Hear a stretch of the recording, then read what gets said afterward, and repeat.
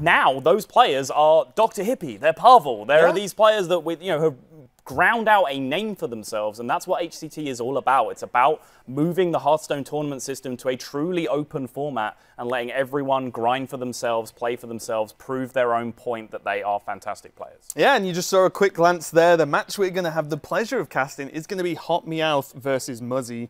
That's going to be a great one. We would cast in HotMEOWTH's game earlier on, which was absolutely amazing. Like, pretty much cannot praise that specific game as well within that match, enough. It was absolutely a joy to cast. But this one's going to be a great one. Muzzy versus HotMEOWTH.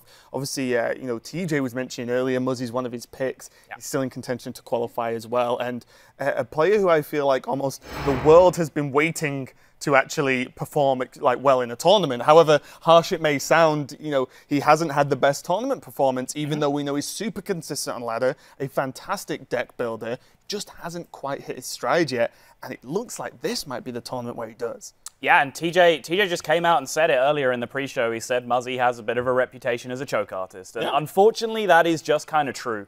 Not only because he keeps getting very, very close and then falling short, but he visibly seems to be nervous. You could see his hands shaking at HCT events last year when he got close to the hill of qualifying. So hopefully he's now over that hump and he can pull it together. And thankfully we are now finally ready to get into the game. Cannot wait for this one, Raven. Yeah, it's going to be HotMEOWTH versus Muzzy, of course. HotMEOWTH on the Mage and Muzzy on the Pirate Warrior. I feel like the themes of this Swiss so far are a lot of pirates and a lot of mages. Yeah, absolutely. Two of the most common lineups that we have been seeing is the quadruple aggro, which is the most dominant deck in the tournament, just in terms of number of people that have brought it. That is a lineup that's basically just been put together by Muzzy, and other people have said, hey, Muzz, that's a great idea. I'll do that too. Triple aggro decks plus the tempo mage is essentially the fourth aggro deck, if you want to look at it that way. Whereas HotMEOWTH, I believe, is running the 2 aggro, 2 Reno lineup. Yes, and we can see there as well the seedings going into this tournament. HotMEOWTH #1 off the back of his BlizzCon performance as well, of course, and then Muzzy #8. So we start to see, as we start to move through the last couple of rounds of Swiss, that players who came in pretty high seeded are doing pretty well so far, and this is going to be a great one to go as Muzzy. Well, maybe not too great for Muzzy. As Pirate Warrior turn 2, you don't normally want to just press hero power. No, that does seem less than ideal, but he does have the potential for South Sea Captain plus 2/2 patches coming up, which, if you do have a slow start, this is quite often the reason that you have a slow start, because you're playing for this eventuality here with the 2/2 patches. So Muzzy won't be too sad right now, and he'd be a lot happier if he could see his opponent's hand right now, because yes, there's an Ice Block, yes, there's a Kazakus, but he's not having to face down Reno Jackson just yet.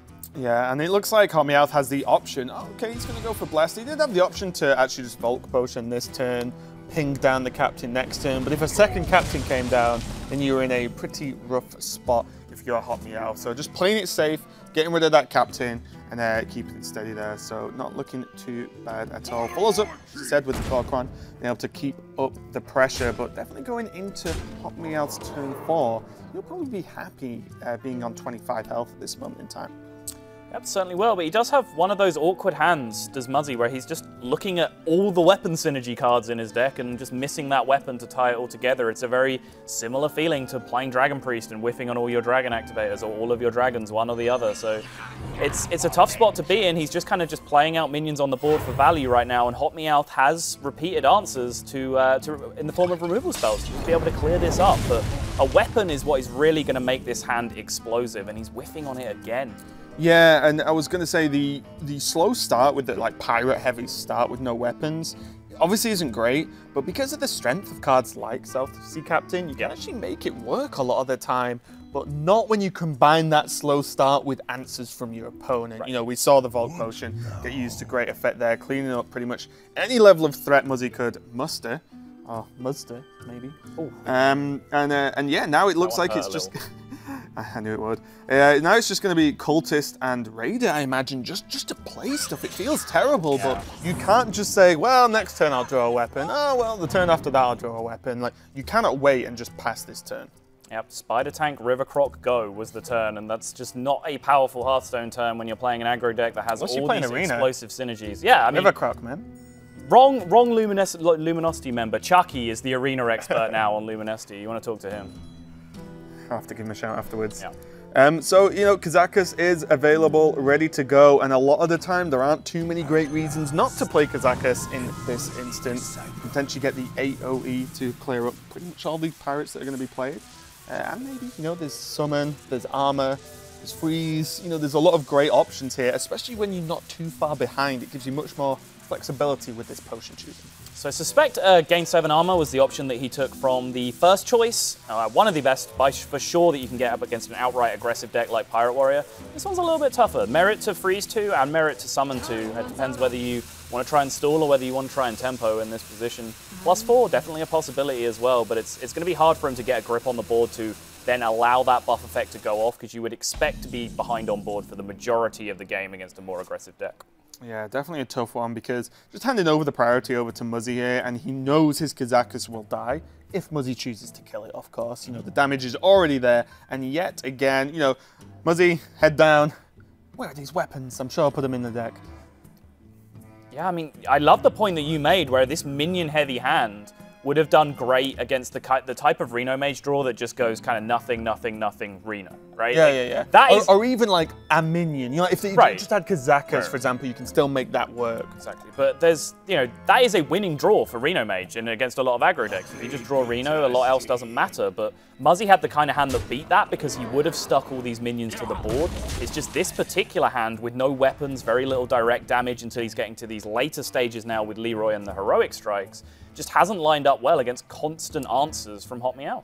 Yeah, and the problem is in this matchup, it's not as if Muzzy's against like a rogue, where worst case you could just double heroic strike face and be like, I'm just going to get this damaging because I know it's permanent. Versus, you know, Reno deck and then just, you know, the mage with the absorption sort of potential just means that you can't just throw away the damage. And oh my god, I have never seen someone lock in a weapon as quick as Muzzy just did. The card didn't even touch his hand. Nope. It just locked in, got that equipped, and now Muzzy's there. You know, at least has a much stronger chance in this game so far. Well, here's the thing. He's now sat with just the deckhand in his hand. He's already expended the Cultist. We've already got the Blood Cell Raider on board that never got buffed up to the 5/3 that it would be now. So the Fiery War Axe has actually come too late. Muzzy has had to respond to the situation, try to get some pressure down by having those Spider Tank River Croc turns. And now the weapon synergy in his hand is just not even really there.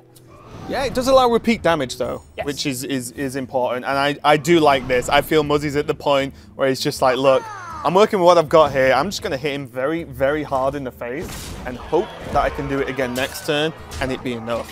At this point, when you're this far behind, you do have to do that. You make the play that, you know, either procs the block, you know, as low as possible so you can proc it the turn after and just kill your opponent, or you just cross your fingers and hope for no Reno.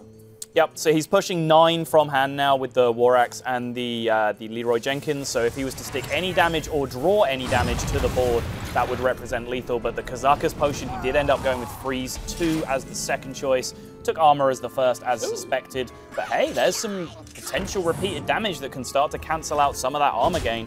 The hand is just about coming together now for Muzzy. Yeah, that draw had to be pretty spectacular to keep Muzzy in this game, to be honest. The addition of the armor and just the bought health, you know, it was like even more armor potentially because of the freeze effect on the minion, even though it's only 2. 2 can often be the difference between winning and losing a game. Fireball going to be used to kill off the cultist. Ice Block's going to be equipped, so HotMEOWTH is now just piecing to... Oh, it was the Babbling Book Ice Block as well. I actually didn't realize that. That's 2 Ice Blocks available.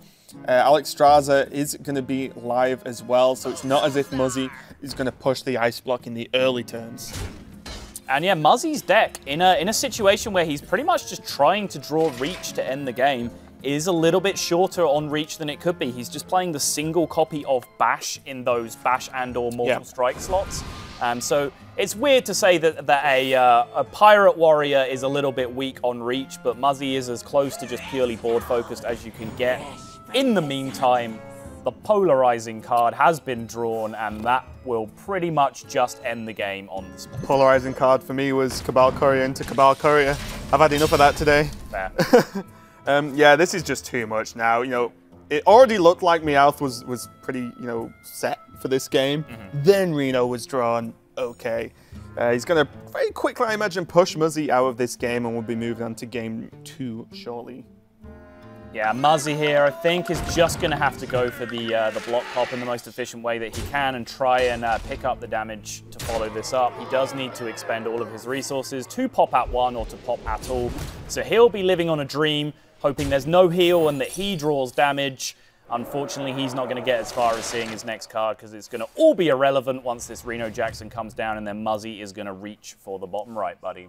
Yep, pretty much has to. He's just going through the motions now. If there's any chance that you can win a game, you take that chance in a tournament as, as difficult, as prestigious as this. So, Muzzy just playing it out. I imagine, especially after seeing the Reno soul casting back into the deck, means that he's going to have a quick glance on what this first draw is. Corcoran, don't think it's going to be enough.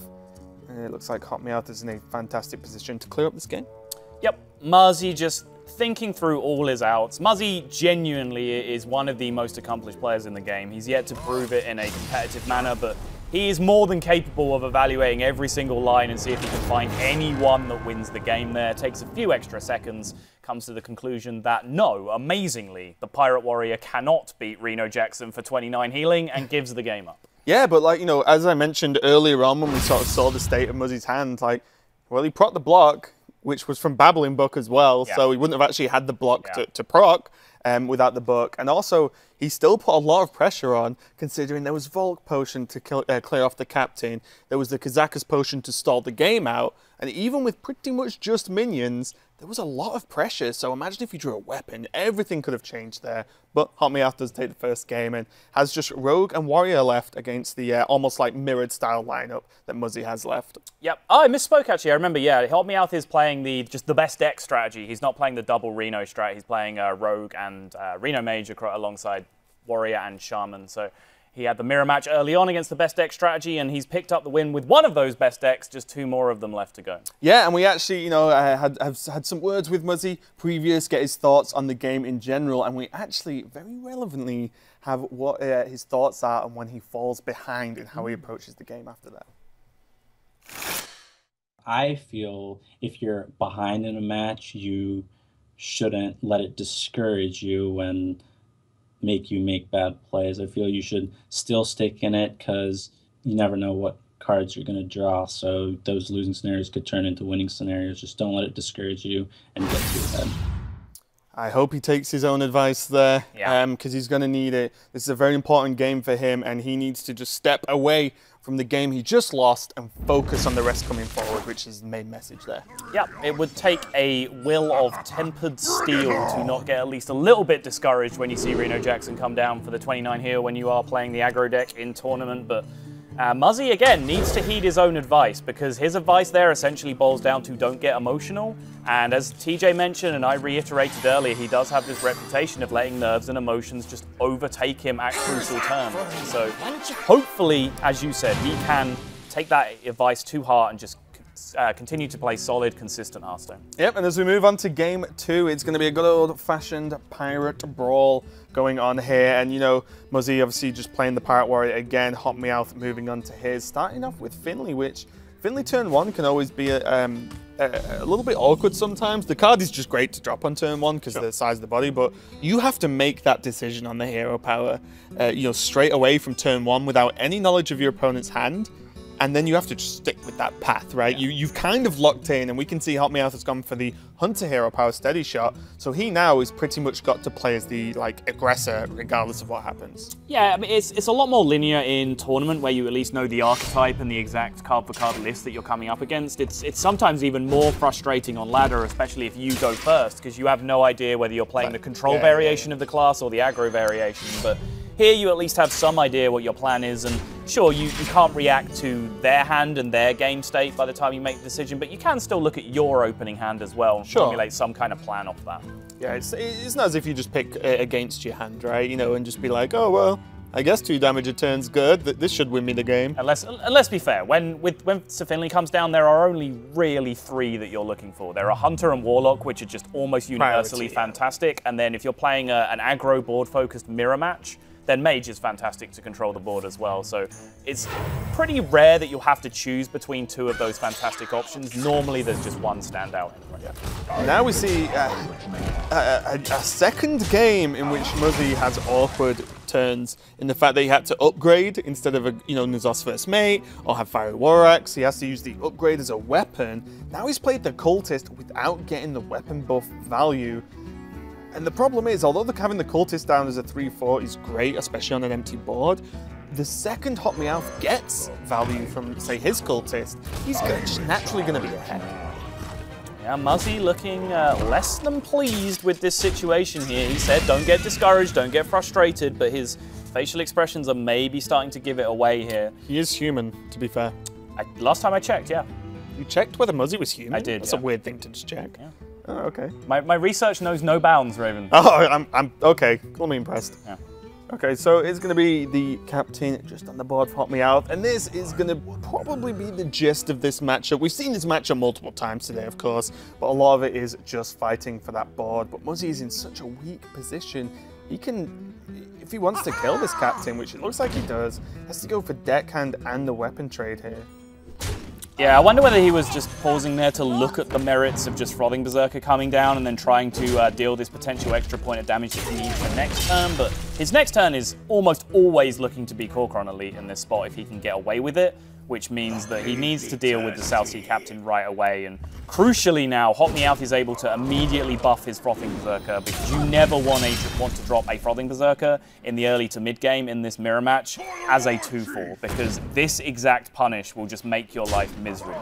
Yeah, it feels weird where you almost feel like the Raider play, he could have just not played it and it would have turned out better for him overall because it wouldn't have opened up the trade for the Frothing, to actually buff it up, as you said. So it's kind of the intricacies of this matchup, and now HotMEOWTH's just got a good old Arcanite Reaper on 5 if he really wants, and look at his run as well. HotMEOWTH's actually on 2 losses.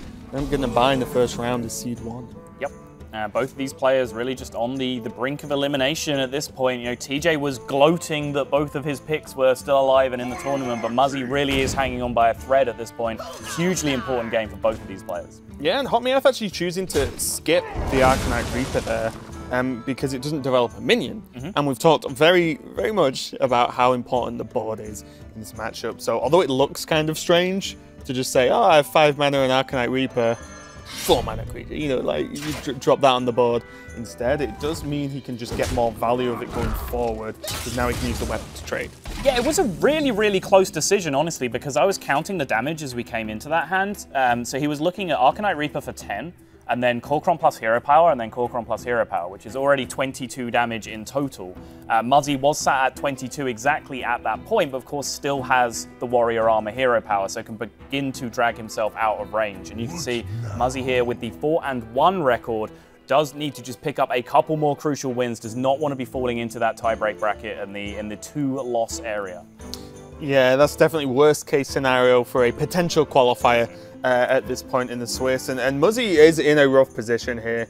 As you mentioned, with the sheer amount of damage we can see is available to HotMEOWTH, he can increase his weapon, his Arcanite Reaper now because the deckhand. Yep. You can just play that next turn, get effectively 12 additional damage. Well, not additional total, you get 5 from the Reaper anyway, but you know what I mean. 12 damage from swings, and then yeah, I mean, look at Muzzy. He's actually just armored up and played a buck, not even dropped a 3-drop hit. Yeah, I mean, Muzzy has to find some kind of counter-lethal plan here because there's no way he can outlast all this damage long-term. It's just not happening. That's another 12 now coming in from the Reaper. There is another 4 in hand from the Kor'kron, and every turn that ticks past, the hero powers are just cancelling each other out, so Muzzy cannot even armor his way out of this.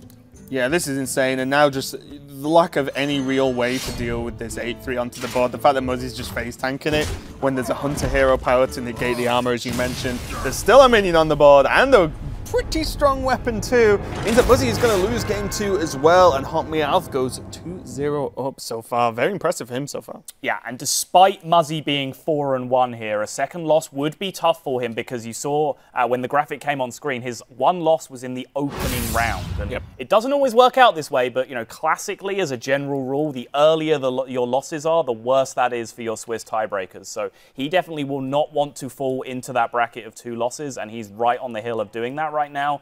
Again, he needs to look at his own advice. We know how good a player he is. The only thing holding Muzzy back historically has been Muzzy, so hopefully that isn't the case in this next game. Yeah, now it's HotMEOWTH holding him back as well. You know, a 2-0 lead is absolutely huge when you know HotMEOWTH's only got his rogue left, as we can see. Both Shaman's banned out. Not too much of a surprise with this style lineup as well, and this is just a true test for Muzzy here. You know, he's either gonna make it or he's not, and this is going to be very rough. And I think, like, I don't want to be unfair on him. He has not played badly this series. We're not saying this is Muzzy choking again. That's absolutely not happening. His games have been really a formality, in essence, for HotMEOWTH. He got the Reno when he needed it in the Reno Mage game after all the early removal. The Pirate Warrior draws just came out very, very one-sided. But what I definitely don't want to see is Muzzy have a chance to get back into this series now and throw it away through to frustration or nerves. And I'm sure Muzzy has been working on his calmness under pressure situation. If he has any chance to get a grip here, and he certainly does, because this is a fantastic matchup for him leading out.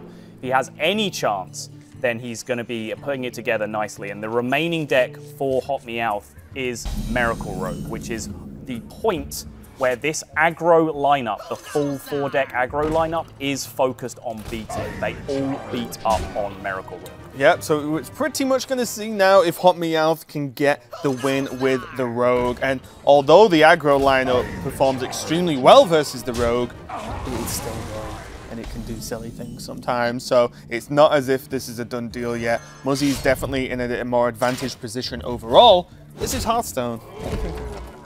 Yes, indeed. And HotMEOWTH has put together a pretty good opening draw here for the Miracle Rogue.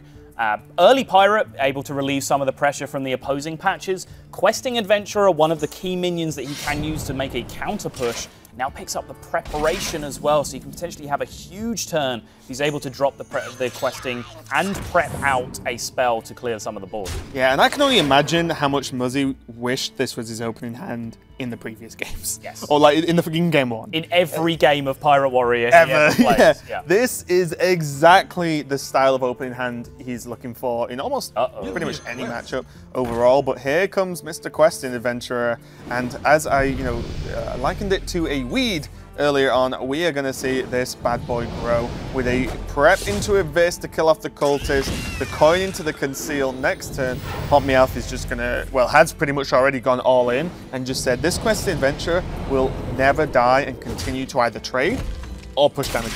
Yeah, make no bones about it. This is just a race. HotMEOWTH has got his huge threat down. Muzzy has the perfect hand to respond to it, though, and it should be quite clear this is not a race HotMEOWTH is going to win. He has to now start using this Questing Adventurer as a trading tool, and he's going to bypass the Tomb Pillager here, go for a potential high roll from the Swashbuckler, recognizing the dire situation that he's in. Whirlwind comes down, allowing him to clear the board, but he does need to take damage in the process. Yeah, and it looks like this is just almost going to... Oh, no, it's going to be game, right? That is game. Yep, that is going to be game with the Leroy.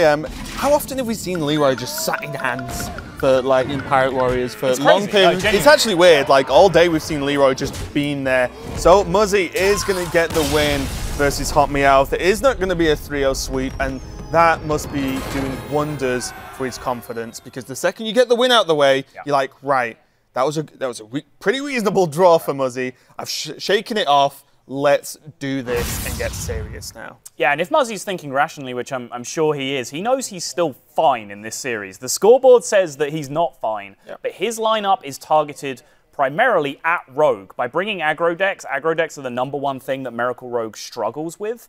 And so by targeting his lineup towards that, he wants to see those Miracle Rogues in other people's lineups. So the rest of the game almost becomes a formality. If this Rogue cannot get a win because of the quirks of how Conquest works, everything else just falls by the wayside. Yeah, and we saw HotMEOWTH in that game actually just go for the questing because he just felt he had to risk it, really. And we've actually heard from HotMEOWTH and see what he thinks about taking risks in Hearthstone.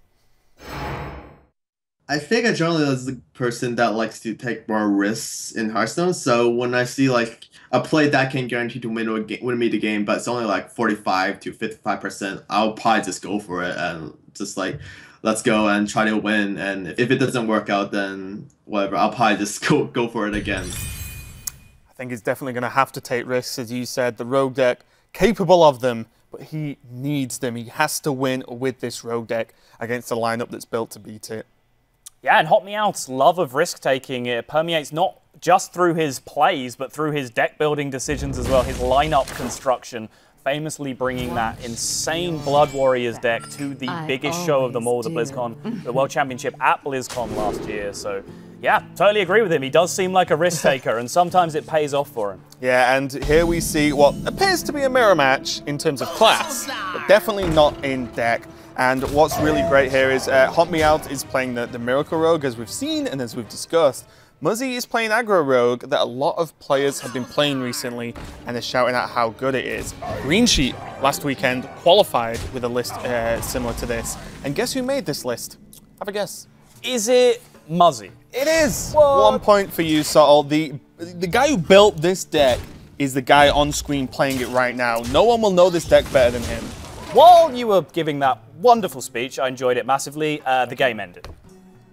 Oh. Coin prep fan Edwin Van Cleef. When you said the game ended, I just naturally looked to Muzzy's hand and saying like, oh, that's a pretty aggressive start, seems good. Then glanced up and was like, oh, okay. Oh, the humanity. Well, so the opposite of taking a risk, I feel. Yeah, you mentioned the differences in the deck. One of the key differences, apart from all the extra aggression and damage that Muzzy plays, you can. Is it sap? It is sap. There is no sap in Aggro Rogue, so the answers to an 8/8 are few and far between. He can start picking away at it with some minion presence, try and set up Eviscerate, try and set up SI7 Agent to get rid of it eventually. But we said the last game was going to devolve into a race. If Muzzy tries to race in this situation, the tables are going to be flipped because look at HotMEOWTH's hand. Cold Blood and Eviscerate cocked and ready to go.